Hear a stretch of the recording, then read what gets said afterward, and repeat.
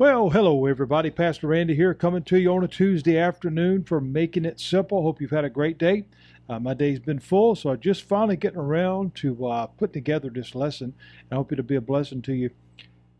Is it real or not real? Does it work? Does it not work? Honestly, in the world that we're living in right now, it just depends on who you ask. We have maybe one of the more confusing times that I've ever seen in my 52 years of understanding what in the world is going on. I mean, it is truly, talk about a mess. Talk about a mess. My goodness. As we've seen in these lessons that we've had from the book of John, oftentimes these same type of scenarios, this same situation was there too. So while we've changed eras, decades, and on so, it goes back to the same old problem, folks. It's a heart condition. And that hasn't changed. Many today are convinced of one thing over the other. I am not here to get into either of those arguments. I certainly have my opinion. I certainly have my feeling. But for now, those stay with me. What I see, though, that's unhealthy is the continual pursuit to find fault. Because once that is all that is being pursued, nothing good is ever found, ever. Are there those that need to be held accountable? Absolutely. Absolutely. But oftentimes what we find in this life is if our pursuit is just that, of making sure that happens, it can be fruitless. It can not have a good result, and it can have taken over our life to the point to where we didn't get to enjoy anything because we were always chasing something we couldn't catch. You know, I've used the analogy before of a dog chasing his tail, just spinning around and around and never accomplishing anything. That's what a life lived that way, in pursuit of what we want to happen. But sometimes it's beyond us, and that's why it says in the Bible, "Vengeance is mine, saith the Lord." We have to learn, and again, this is an old preacher quote or whatever, but I think it's a good life lesson. We've got to learn to let go and let God. Because when we allow something else to have control over us, regardless of what it is, a circumstance, a situation, another person, whatever, doesn't matter what it is, we allow that to have control over us, we're giving over to something that it doesn't have that right. It doesn't have that position. God gave us the ability to have free will. God gave us the ability to live this life that He gave us as a gift. How we do that, again, back to reference after reference, things that I brought up, it's the dash. It's the point between the two numbers, the birth and the death. What did you do with it? What did you do with your gift? Did you pursue endless things, fruitless things that had no real result? Or did you do something with it? And it really all depends on what we give time to. Here in this passage today, we see this continual heart issue as it pertains to the leadership. Because as we shared yesterday, and we started the day before, or the lesson before, I should say, of the healing of the blind man. Again, it's very important that we understand this was someone who had never seen before, had always been blind in a literal sense. Darkness, that's all they saw, that's all they knew. They could hear, they could sense things, taste things, and on so, but they could not see them. They had not seen the beauty of the sun coming up. They had not seen the beauty of the stars, the beauty of a butterfly, whatever. They had sensed those things, smelled those things, whatever, but they had not seen them. I shared with you how that correlates with our salvation experience, in that many live in darkness. Though they have sight, they live in darkness because they refuse to see. And until that heart change takes place, until that compliance with the call of God takes place, that is where one remains. The leadership of this time was in utter darkness, although they had great 2020 vision, if you will, because they could see just fine. It was what they were seeing and how they were seeing it, the lenses that they saw it through. And that lens was one of hate, one of vengeance, one of anger, one of, I will have my way no matter what. That's where they were stuck. They were stuck there no matter what. They refused to see a miracle. They refused to see something good, as we will see here today. Because as this healing has taken place, there are those who begin to question, as I open up, is this real? Did that really happen? Is this really the same guy? We'll see that in these passages. But then we see the Pharisees step in, the leadership step in, and take it to an entirely different level that almost leaves us shaking our head. It certainly can leave us frustrated, but it really leaves us with the question of, why would one want to remain in darkness when sight is available? It's amazing. So we read today, we pick up. It tells us that the blind man had been obedient. He went forth, he washed, he did what God asked him to do. And it tells us that he was able to see. He came away seeing. But the neighbors, it tells us in verse 8, and they which had seen him before, who was blind. So he was, as I shared yesterday, he was a familiar character, a familiar person in their neighborhood, in their community. They knew who he was because he'd been that way since birth. So everybody knew who he was. He wasn't a stranger. This was like, Bill or Tom or whoever that's always been there, and he's always been blind. And now all of a sudden, Bill or Tom can see. So the question is, wait a minute, isn't that him? Isn't that the guy that we saw sitting and begging? The blind guy, isn't that him? Well, some said, well, yeah, that's him. And another said, well, wait a minute. I'm not sure. He is like him. In other words, well, he kind of looks like him, but I mean, come on, it can't be the same guy, right? I mean, he was blind. He couldn't see. And now he's upright and walking and talking, and he's able to point things out. I mean, oh no, it couldn't be the same guy. It's not real, is it? It didn't really happen, did it? Therefore they said unto him, how can you see? How did your eyes get open? I mean, what happened? It tells us he answered them. Verse 11. He said, a man called Jesus. He called him out. He listed him. He put it right out there. A man called Jesus made clay. He anointed my eyes, and he said unto me, go unto the pool of Siloam and wash. And I went. I want to talk about that in a minute, the importance of that statement. And I went, and I washed.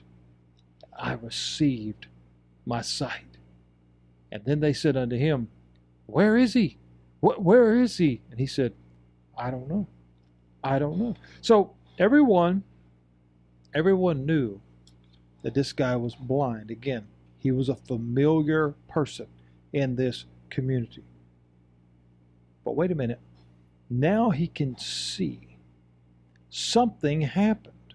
So initially the question was bouncing back and forth. Well, obviously something incredible has taken place, but wait a minute. Is that really the same guy? Because this was a miracle of enormous proportions.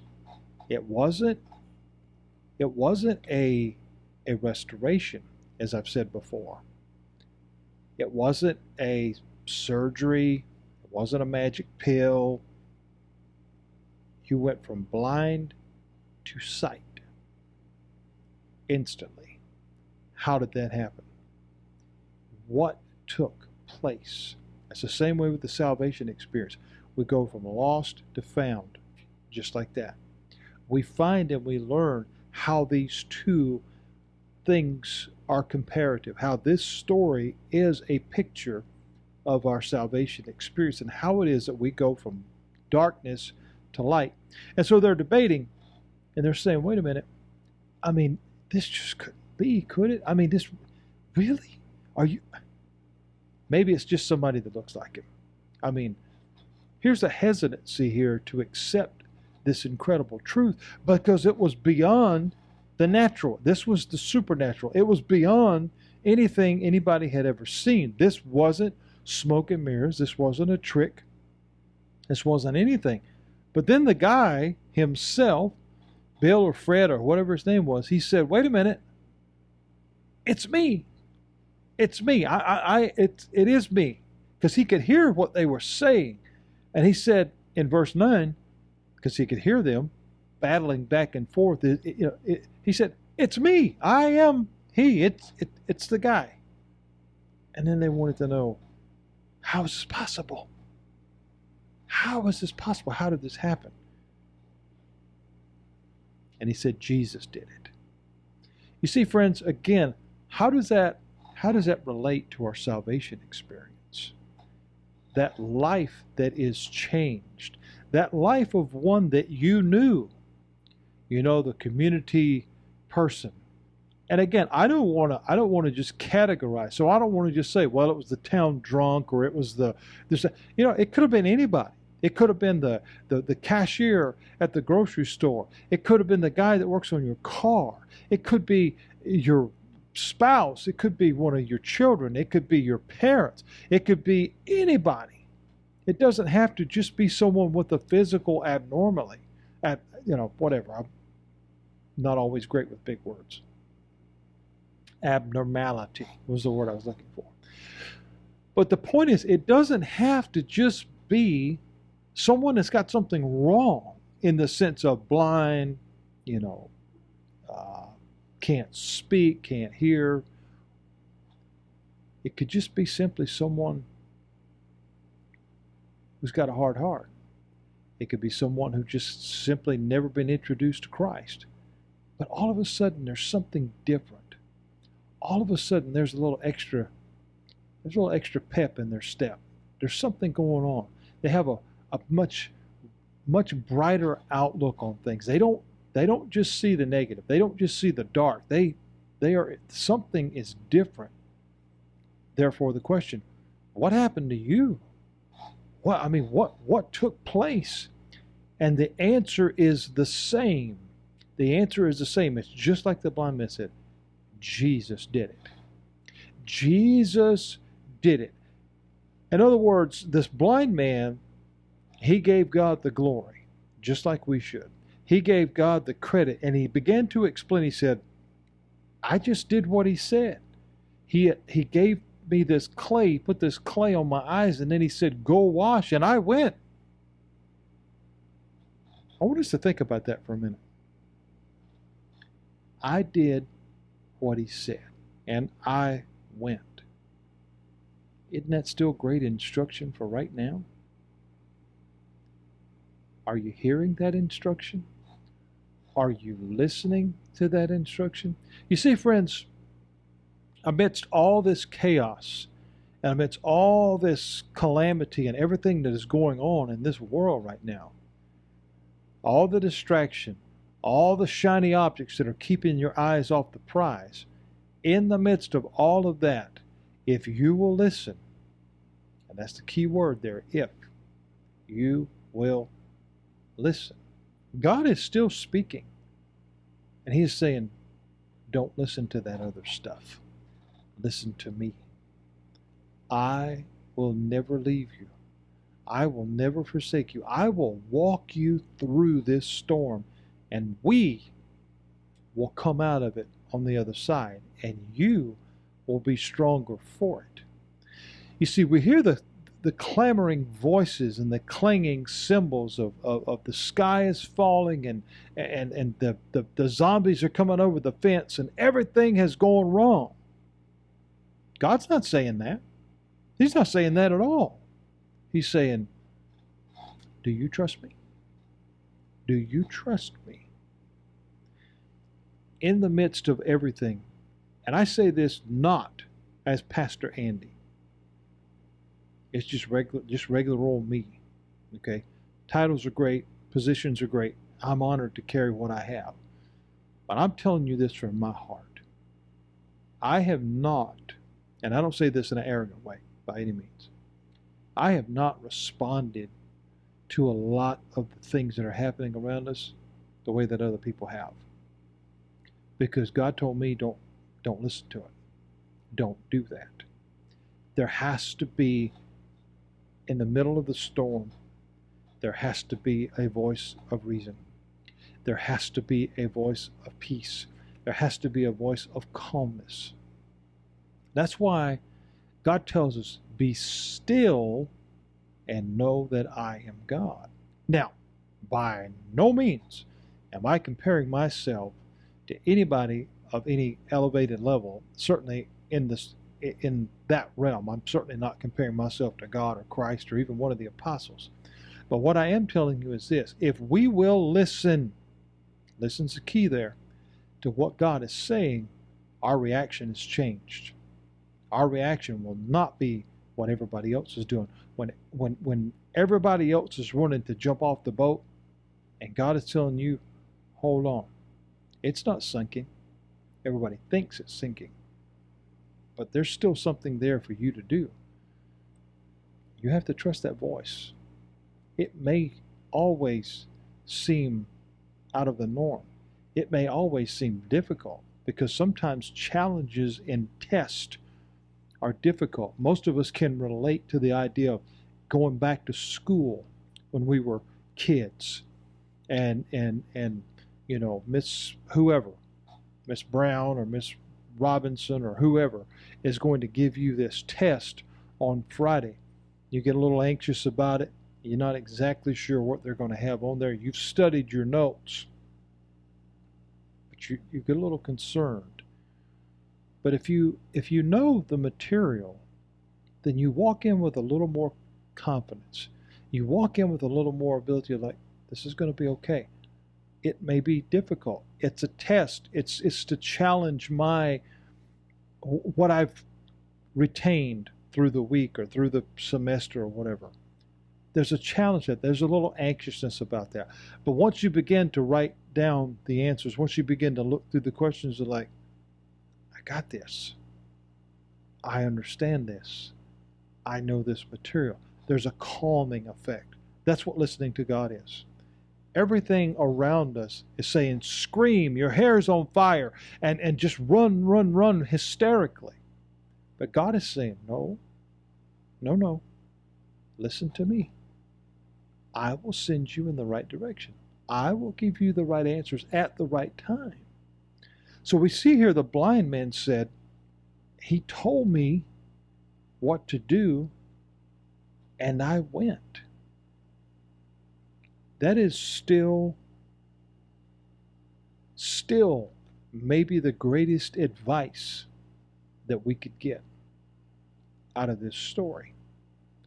What is God saying to you today? What are you hearing? Are you sure that it's Him? And if so, if you know that you know that you know, and there's just no question in your mind, you know what God's Spirit is speaking to your spirit, what are you waiting on? Why are you still hesitant? Why haven't you got up and went? And I say that to you, I say that to me, because God's instruction is clear, very clear. I remember, just like where you see me right now, I am sitting just clear, almost to Tampa, Florida. I'm in that area. 2.5 years ago, I was somewhere else. And just as clear as you can hear me, God told me, go to Florida. I did not know one single solitary soul in Florida. Not one. Had no idea what that was going to look like. But the message was clear. It was very clear. Upon the obedience of listening to that, listed the house, sold it the next day, got everything in order, came to Clearwater, Tampa area, set up home, and probably in one of the best positions I've ever been in. I get to do this every day. I pastor a great church. I've got 2 incredible podcasts I get to do on Sundays. God has blessed me beyond all measure. And then for the icing on the cake, 4 months ago, I got to be grandpa for the first time. I mean, I don't say any of those things to brag. I'm just telling you, this message that this blind man said, he told me what to do, and I got up and went. That is why I can see. That is the clearest salvation message that maybe there is in the Bible, if you will read it as such, because that is the message to everyone's heart today. If you'll just do what he says, you'll be able to see. So I think we're going to stop right there, friends, because there's really not much to say to follow that up, because that's the greatest news in the world. If you don't want to be in the darkness, all you got to do is go as he says go, and he will lead you into the light. God bless you. Thank you so much for joining me today. I hope this has been a good lesson that will maybe pause and make you think. So I'll see you tomorrow. Have a good night.